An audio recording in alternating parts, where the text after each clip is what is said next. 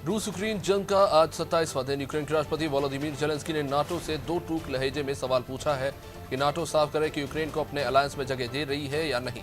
सच तो यह है कि वो रूस से डरते हैं।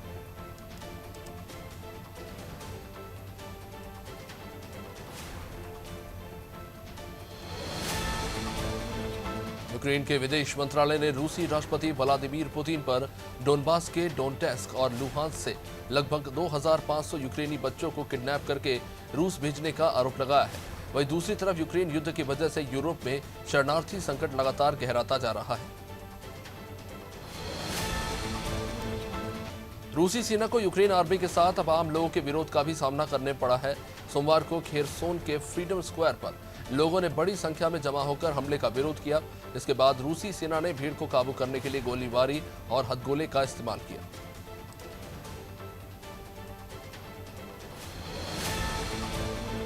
भारत और रूस के बीच प्रस्तावित क्रूड ऑयल डील पर अमेरिका की घबराहट पहली बार निकलकर सामने आई है। अमेरिकी राष्ट्रपति जो बाइडेन ने अपनी नाराजगी जताते हुए कहा कि भारत हमारा प्रमुख सहयोगी है, लेकिन यूक्रेन पर रूस के हमले पर उसका रुख कुछ हद तक अस्थिर रहा है। इस सौदे से भारत अमेरिका के संबंधों में भरोसा घटेगा। क्वाड यानी क्वाड्रिलेटरल सिक्योरिटी डायलॉग में अमेरिका, जापान, भारत और ऑस्ट्रेलिया सदस्य हैं। इनमें से अमेरिका, जापान और ऑस्ट्रेलिया ने रूस पर प्रतिबंध लगाए हैं, जबकि भारत ने रूस पर ना तो कोई प्रतिबंध लगाया है और ना ही दुनिया के अन्य देशों द्वारा लगाए गए प्रतिबंधों को फॉलो किया है।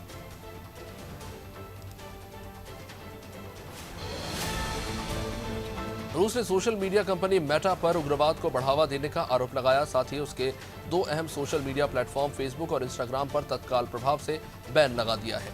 सोमवार को एक रूसी अदालत ने यह कार्रवाई देश के चरमपंथी विरोधी कानून के तहत की है।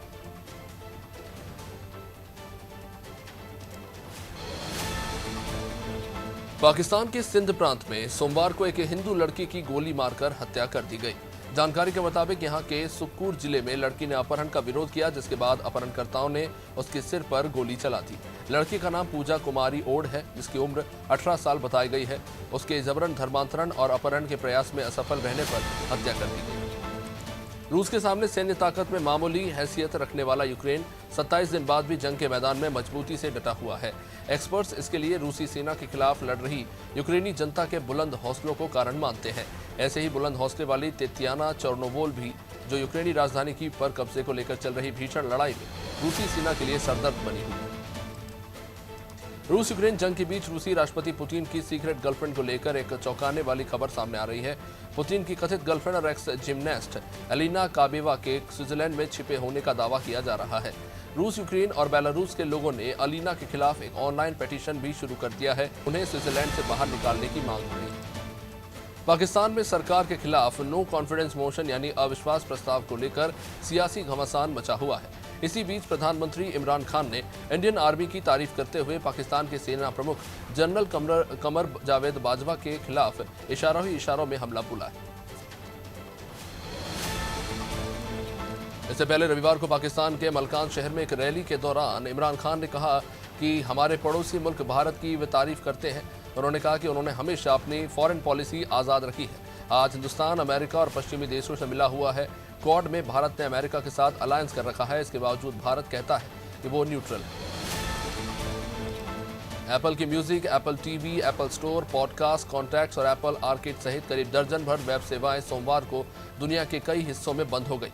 एप्पल ने इसकी पुष्टि करते हुए कहा है कि सभी सेवाएं सोमवार दोपहर एक आउटेज के बाद फिर से शुरू हो जाएंगी। कंपनी के सिस्टम स्टेटस पेज ने पॉडकास्ट, म्यूजिक और आर्केड सहित कुल 11 आउटेज दिखाए थे। दिल्ली दूरदर्शन पर टेलीकास्ट होने वाले कार्यक्रम अब ऑस्ट्रेलिया में भी दिखाए जाएंगे। भारत की सार्वजनिक प्रसारण संस्था प्रसार भारती ने ऑस्ट्रेलिया के सार्वजनिक सेवा प्रसारक स्पेशल ब्रॉडकास्टिंग सर्विस के साथ इस संबंध में सोमवार को एक समझौते पर हस्ताक्षर किया है।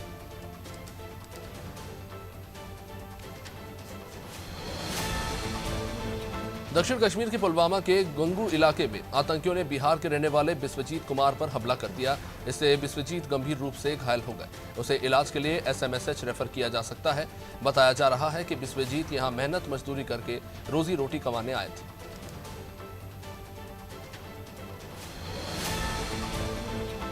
पुलित्जर पुरस्कार विजेता भारतीय फोटो पत्रकार दानिश सिद्दीकी का परिवार तालिबान के खिलाफ इंटरनेशनल क्रिमिनल कोर्ट जाएगा।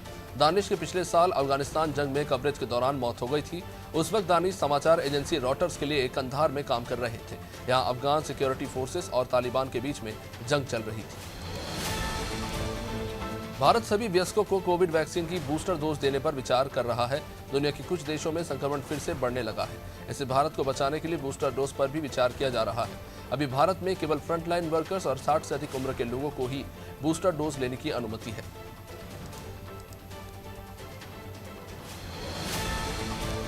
उत्तरी अंडमान में सागर के ऊपर बना एक चक्रवाती तूफान सोमवार को अंडमान द्वीप समूह को पार कर गया। अब ये तूफान म्यांमार के बंदरगाह शहर खांडवे के पास पहुंच गया है। भारतीय मौसम विज्ञान विभाग ने इसकी जानकारी दी है। ये मौसम प्रणाली पिछले सप्ताह कम दबाव के क्षेत्र के रूप में विकसित हुई थी।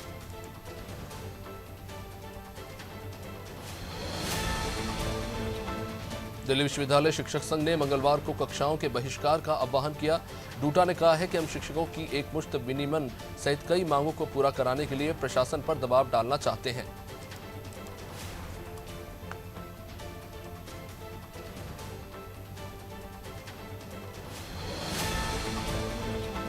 प्रमोद सावंत एक बार फिर मुख्यमंत्री बनने जा रहे हैं। गोवा के भाजपा विधायकों की बैठक में उन्हें सर्वसम्मति से विधायक दल का नेता चुना गया है। अभी गोवा में शपथ ग्रहण का दिन निर्धारित नहीं हुआ है।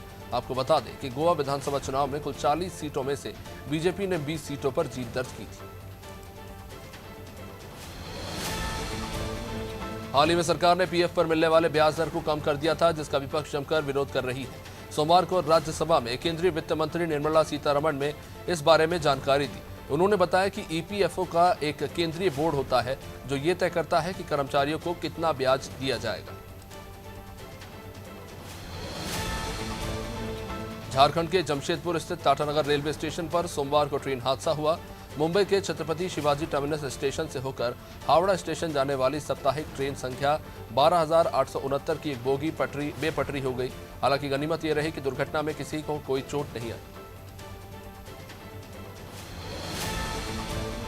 हिमाचल कांग्रेस में आने वाले दिनों में कुछ बदलाव देखने को मिल सकते हैं। विधानसभा चुनाव जीतने के नाम पर इस बदलाव के लिए ताना बाना बुना जा रहा है। इधर हिमाचल में कुछ युवा चेहरे कांग्रेस छोड़कर आम आदमी पार्टी में शामिल हो रहे हैं। कईयों के अभी और भी जाने के अंदेशे बताए जा रहे हैं।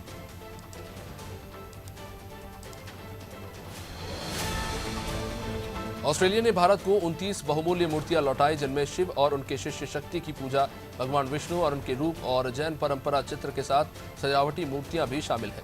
ये पुरावेशेष 19वीं से लेकर 10वीं शताब्दी के बताए जा रहे हैं। प्रधानमंत्री मोदी ने सोमवार को खुद इन मूर्तियों का निरीक्षण किया।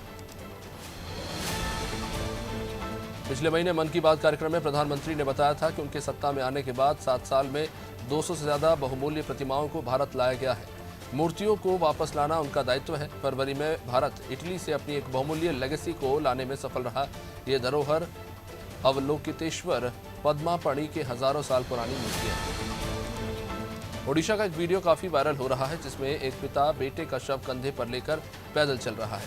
इस मजबूर पिता का नाम सुरधर बेनिया है। बेटा काफी बीमार था। बेनिया उसे अस्पताल लेकर गए, लेकिन तब तक उसकी मौत हो गई।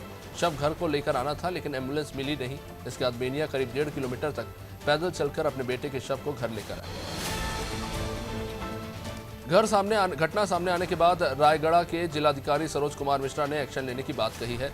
मिश्रा ने कहा है कि रायगढ़ अस्पताल में महाप्रयाण योजना के तहत बॉडी ले जाने के लिए 3 वाहन की व्यवस्था है। उन्होंने कहा है कि इस मामले में मैं जांच करवाऊंगा कि मामला आखिर है क्या। जो भी दोषी होगा उस पर कार्रवाई होगी।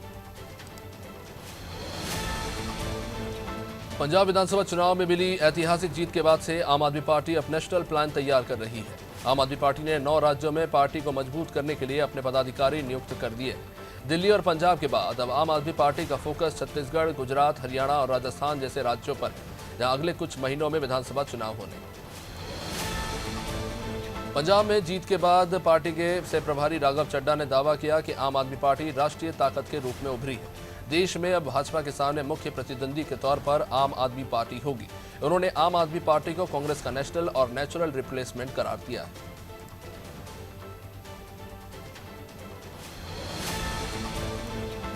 यूपी की सियासत में सबसे चर्चित पति पत्नी की जोड़ी एक बार फिर चर्चाओं में है। पूर्व मंत्री स्वाति सिंह ने अपने विधायक पति दयाशंकर सिंह से तलाक के लिए फैमिली कोर्ट में अर्जी दाखिल की है। इससे पहले साल 2012 में स्वाति सिंह ने तलाक लेने की मांग कोर्ट से की थी, मगर मंत्री बनने के बाद केस की पैरवी बंद कर दी। 2018 में फैमिली कोर्ट ने दोनों पक्षों के कोर्ट नहीं पहुंचने पर केस बंद कर दिया था। उज्जैन महाकालेश्वर मंदिर में 2 साल बाद रंगपंचमी के रंग दिखे। कोविड पाबंदियां हटने के बाद भक्तों ने बाबा के आंगन में होली खेली। माहौल ब्रज की होली से कम नहीं है। सुबह भस्मारती में महाकाल को टेसू के फूलों से बने रंग चढ़ाए गए। पंडे पुजारी से लेकर श्रद्धालु हर्बल रंगों से होली खेलते नजर आए। मध्य प्रदेश में त्रिस्तरीय पंचायत चुनाव में ओबीसी आरक्षण के पंच के बीच निर्वाचन आयोग ने वोटर लिस्ट पर काम करना शुरू कर दिया है, जो 1 महीने तक चलेगा। इसके बाद वोटर लिस्ट का अंतिम प्रकाशन होगा। ऐसे में माना जा रहा है कि इस साल मई-जून में चुनाव को लेकर कोई फैसला हो सकता है, जिसे लेकर राजनीतिक पार्टियां अभी से तैयारी में जुट गई हैं। रतलाम के सेवलिया गांव में सोमवार शाम रिहायशी इलाके में घर में भीषण आग लगी, जिसकी चपेट में आसपास के 2 मकान आ गए। सोमवार शाम अचानक घर में आग लगी थी और देखते ही देखते ये भीषण आग में तब्दील हो गई। हालांकि गनीमत ये रही कि इस भीषण अग्निकांड में कोई हताहत नहीं हुई।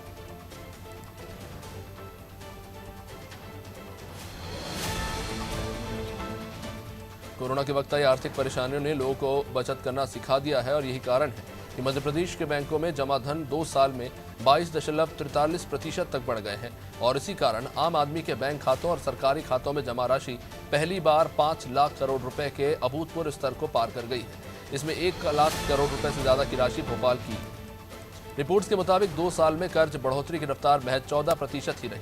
अगर बचत की तुलना में लिए गए कर्ज के अनुपात या फिर सीडी रेशियो की बात करें तो ये मात्र 4.33% घटकर 75.70% पर आ गया है, जो कोविड के आने के पहले 80%। हर 100 रुपए की जमा पर लोग जितना कर्ज लेते हैं उसी के आधार पर राज्य का सीडी रेशियो तय होता है। आष्टा में अंतर्राष्ट्रीय कथावाचक पंडित प्रदीप मिश्रा के आह्वान पर सीहोर इच्छावर के बाद अब आष्टा में महादेव की होली मनाई गई। इस दौरान महादेव की होली का चल समारोह अस्पताल चौराहे से लेकर नगर के प्रमुख मार्गों से गुजरा और कृषि उपज मंडी प्रांगण में पहुंचा। इस दौरान चल समारोह में पंडित प्रदीप मिश्रा के साथ शहर भर के हजारों लोग शामिल हुए। बाराबंकी में सपा से पूर्व एमएलसी और वर्तमान प्रत्याशी राजेश यादव राजू ने एमएलसी के लिए नामांकन भरा। यहां सपा प्रत्याशी जीत का दावा कर रहे हैं और भाजपा प्रत्याशी आंगद सिंह को लेकर भाजपा के तमाम पदाधिकारी जीत के प्रति पूर्व से ही आश्वस्त।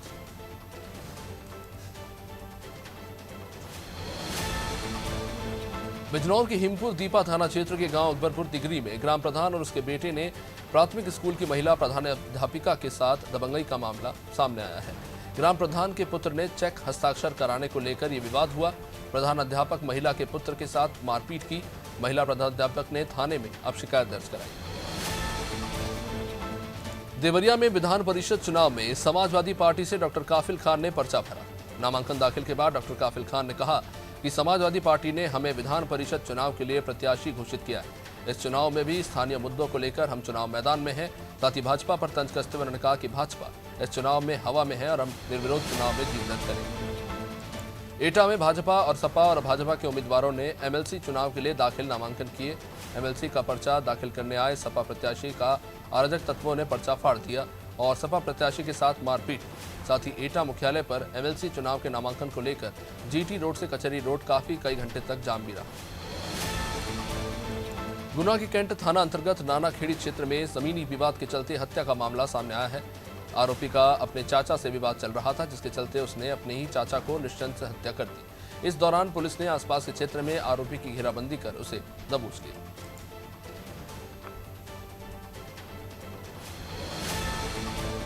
मिर्जापुर और सोनभद्र में एमएलसी चुनाव को लेकर भाजपा प्रत्याशियों ने पर्चा दाखिल किया।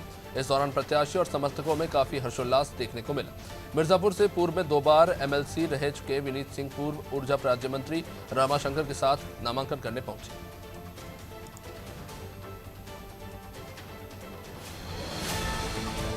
रसूलागंज के परम ट्रैक्टर शोरूम के सामने से चोरी हुए ट्रैक्टर को पुलिस ने 24 घंटे में ढूंढने में सफलता हासिल की। पुलिस ने रामगढ़ निवासी आरोपी सुनील को गिरफ्तार किया है। आरोपी ने ट्रैक्टर को नहर की आड़ में छिपा रखा था।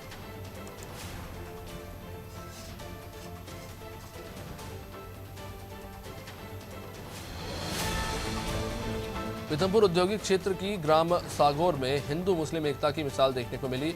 हर साल की तरह इस साल भी सैलानी ग्रुप ने सैलानी बाबा की मजार पर चादर चढ़ाई और भंडारे का आयोजन किया। पीथमपुर में पिछले 5 सालों से हिंदू मुस्लिम मिलकर ग्राम सागौर में बाबा की दरगाह पर चादर चढ़ाते हैं और भंडारे का आयोजन करते हैं। अशोकनगर में बहादुरपुर के करीला धाम में लगे भव्य मेले और जानकी मंदिर में श्रद्धालुओं का तांता लगा।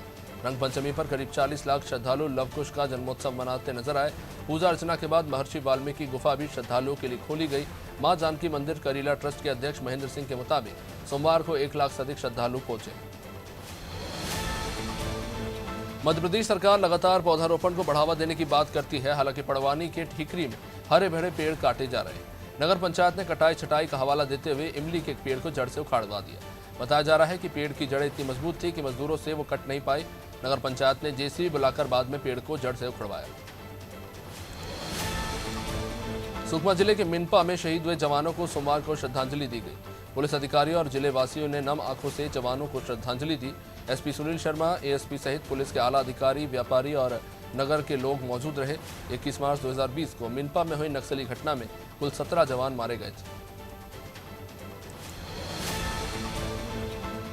नीमच के कुचड़ोंद गांव के निवासी चित्रकार राहुल कुमार लोहार को world book of records London में सम्मानित किया है। राहुल को यह सम्मान दरअसल मास्क पर की गई उनकी अनोखी चित्रकारी के लिए दिया गया है।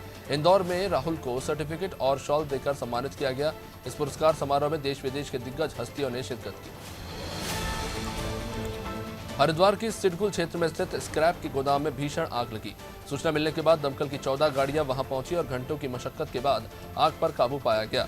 गोदाम मालिक सुनील गुप्ता ने कार सहित 13 लाख रुपए से अधिक के नुकसान की आशंका जताई है। उनका आरोप है कि आग लगी नहीं बल्कि लगाई गई। दतिया जिले में आयोजित 3 दिवसीय फाग महोत्सव के दूसरे दिन गृहमंत्री की बेटी और युवा भाजपा नेता सुकर्ण मिश्रा और विवेक मिश्रा ने शिरकत की। युवा भाजपा नेताओं ने दीप प्रज्वलित करके कार्यक्रम का शुभारंभ किया। इस खास कार्यक्रम में बॉलीवुड सिंगर बी प्राक ने फिल्मी गाने गाकर समा बांध दिया।